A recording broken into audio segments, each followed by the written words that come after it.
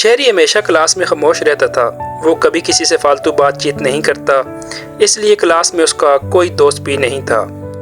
سب students شہری پر ہنستے اور اس کا مذاق اڑاتے، لیکن شہری کبھی کسی کی بات کا برا نہیں مانتا تھا. ایک دن کلاس، کل اسپیچ کمپٹیشن ہوگا. جو جیتے گا اسے پرائز ملے گا. میں ٹرائی کروں گا. شہری کا جواب سن کر ساری کلاس اس پر ہنسنے لگی. اس نے سوچا کہ وہ یہ موقع کبھی بھی ہاتھ سے جانے نہیں دے گا. اب مزہ آئے گا.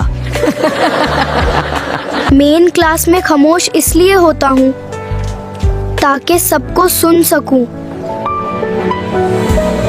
آج تک کسی نے مجھ پر یقین نہیں کیا، لیکن میں خود پر کرتا ہوں.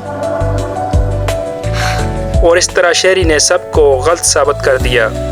پیارے بچوں، کبھی کسی کو انڈر اسٹیمیٹ نہیں کرنا چاہیے. کسی کی خاموشی کو اس کی کمزوری مت سمجھنا. اگر آپ کو ہماری یہ ویڈیو پسند آئے تو پلیز لائک اور سبسکرائب کریں.